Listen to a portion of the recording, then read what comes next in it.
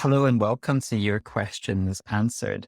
In this video, Kirstie and I are going to answer your cyber resilience questions. My name's Daniel. I'm an engineer and I work at Digital Skills Education. And I run lots of different training sessions on different digital topics, but I specialize in cybersecurity and cyber resilience. Joining me is Kirstie. Hello, I'm Kirstie. I'm the CyberScotland community lead at the Scottish Business Resilience Centre. So we provide organisations with tools and knowledge to become more resilient and mitigate against potential threats, both on and offline. And my role is to support organisations build their cyber resilience through a range of different activities. Brilliant. Thanks for joining us, Kirstie, and answering the questions that we've got here. So let's jump straight into the questions. Kirstie, we've got a question here. This one is from Terry in Drumchapel. And what Terry wants to know is fingerprint recognition recommended on a phone? Is it secure? So I take it this is for accessing your account and then into your device and be using your finger. So I think the key thing here to look at is to make sure that your phone or your device is basically protected by a password, and to make sure that your phone has that sort of lock on it.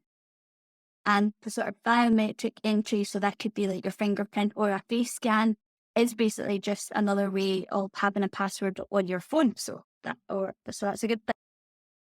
And there's lots of benefits to using just a fingerprint where, you don't need to remember any passwords for that thing. It's quick and it's easy, it's convenient, and it also helps kind of protect you from anybody that might be also looking and seeing you type in your code. I actually remember a case of, I don't know if you remember Kanye West.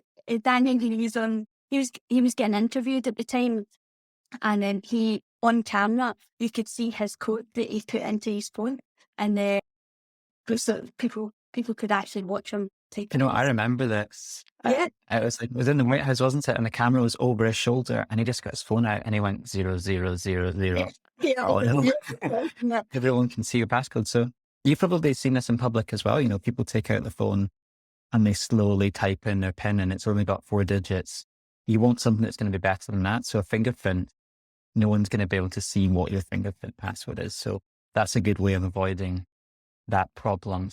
Something to note though, Kirstie, is if you do have like a face unlock or a fingerprint unlock on your phone, you still have to set like a backup PIN code or a backup password just in case you're in the dark and it can't see your face, or maybe you like cut your finger or wearing gloves or something.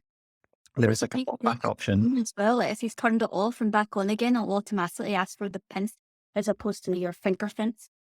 Yes, it does. I should turn my phone off more often. So yeah, it's important that kind of fallback password or PIN is a really strong one, because you could have like advanced biometric security, but then it's protected by 0000. Yeah. But the nice thing is, if you don't have to type that password in so often, you could probably make it a bit longer, make it a bit more secure, because you don't have to remember to type it in constantly. So yeah, I would say it is safe to use your fingerprint. Okay. Daniel, we've got another question in, and this is a worker from Police Scotland, and they say, I sometimes use simpler passwords for sites where no financial information is involved. So this might be something like a chat phone. Should I upgrade these to something harder?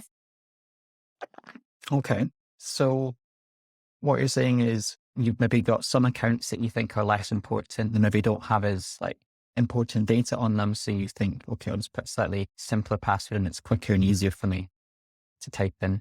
Well, I suppose the key thing is you want to make sure you're not reusing passwords, or you're not choosing passwords that follow a pattern. For example, like you always use a variation on the same thing, because one of the kind of most successful types of cyber attack is when people get your password for one website or one account.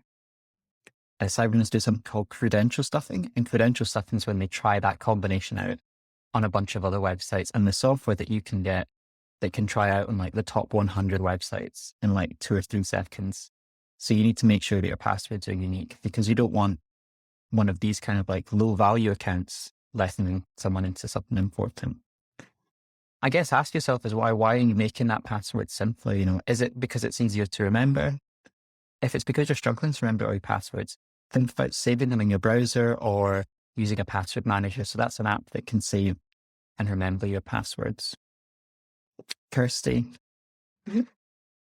the workers said that they don't have any financial information on this account, but there might still be other things. There might still be some cyber attacks that are possible, even if they don't have like bank account data associated, isn't there? Yeah, I mean, if it's something like a chat forum, you might be, giving away other information like data that you're sharing with them, like your email address to begin with to log in. And that's a useful bit of information that people could make use of. Potentially anything that you're chatting about. This could be hobbies or anything. So, someone could try and log in maybe and impersonate you and pretend to have those sort of same hobbies or something like that, maybe to scam some of your friends on that forum. So we might use that as another sort of method. So I would probably suggest, and like you said, Daniel, no matter kind of what website you have, the stronger and longer your passwords are, the better for every website that you're on. And definitely having them unique across all your accounts. And as Daniel said, anything to make it easier for yourself, like a password manager or saving it in your browser, is going to help you to do that. And something that we would recommend. Brilliant. So another question that we have here, this one is from Fiona, who's at West College, Scotland. And Fiona asks, can you only add one password in your password manager for any account? My bank account asked for a memorable word and a password to get in. So another question about password managers here, Kirstie.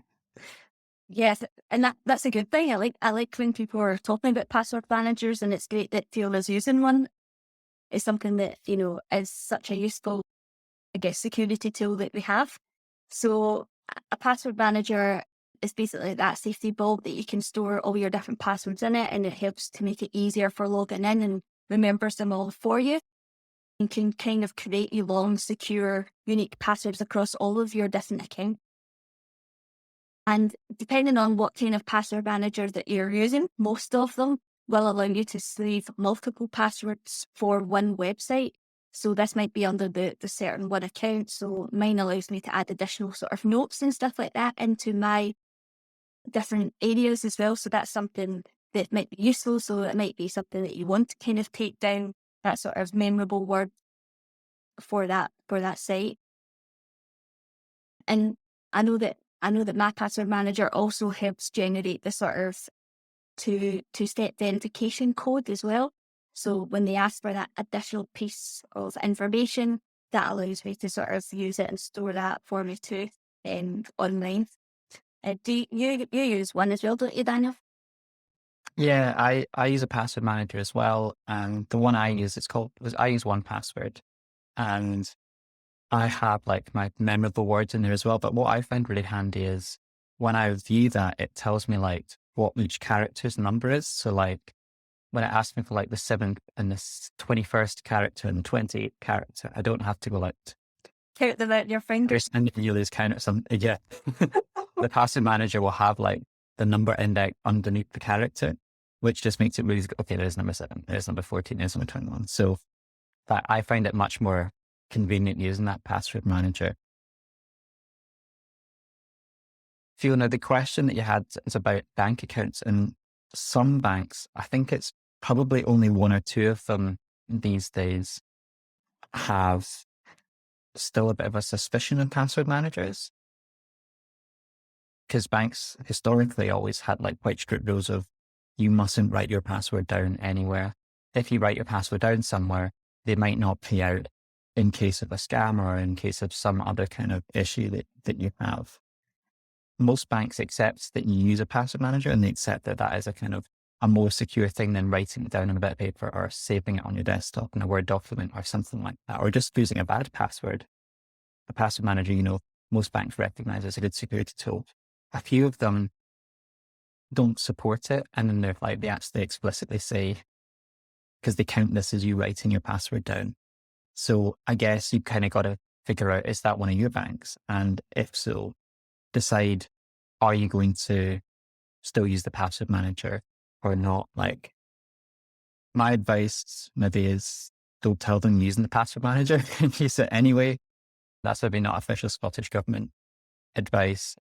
But at least if you have all of your other passwords in your password manager, it maybe means that it's easier to remember your bank one because you've not got to remember another 20, another 30 passwords as well. But yeah, just double check what your bank's rules are about password managers. I wouldn't want someone to get caught out by that. Okay, Daniel, we have another question in from Maggie, and she is a member of BEC too. And they're asking, do smart TVs have or need antivirus software? You know, it's a really interesting question, Maggie, and I had to actually look up what the kind of answer was on like a bunch of different TVs because, you know, I knew that you couldn't on mine, but I didn't know if that was kind of typical of most. And basically the answer is almost all TVs don't need and you can't install antivirus on them. And the reason that you don't need it is because you get all of your apps on your smart TV from like the App Store. So you get it from either like, whether it's an Apple TV, you get it from the Apple App Store. If it's Android one, you would get it from Google's Play Store. If it was a WebOS one, you get it from like the WebOS Marketplace, or Samsung one, you get it from their App Store. So Samsung and Google and Apple, they scan all of the apps that are in their app stores. So you're not going to get a virus by downloading an app through that way. There are other things that you can do though to make your TV more secure. You can make sure that you're doing software updates as soon as they're available. So software updates is kind of one of the best things you can do to keep your devices secure, because almost all viruses and malware basically are exploiting the fact that software sometimes has bugs or vulnerabilities in it. And these software patches kind of patch those holes up. So you should always do your software updates. You should also change things from the default password. So for example, like some TVs might let you cast to it from your phone, or they might let you connect to other things, like they might have their own Wi-Fi network. You should change the password from the default, because it could be someone outside might be able to then like connect to your TV and cast to it, or connect to it and see the app. So maybe you're browsing your watch history or something like that. There was a few other things as well that I wanted to highlight, like you should get your apps from that official app store. So there are apps that let you like pirate streams or watch movies and things for free. Often those apps require you to like what's called sideload them, which means like go around the usual security controls. Doing that means you've not got any guarantee that they're doing exactly what you think they are. So you should be a bit more cautious about doing that. Kirstie, is there anything else that you should say about TVs? No, I think you covered it. I think the main thing there, yeah, make sure you keep it up to date. And official app stores are the place to get the stuff, so that you know that it's been through those big security checks. Great. So that's us kind of answered all of the questions that we have at the moment. Hopefully you found this useful, and there's going to be a form at the bottom of the page. We'll have it linked to in the description as well if you want to submit questions for what we do in future. We're going to be answering more questions over the next few months. So please do send any questions that you've put in, and we'll be happy to answer them.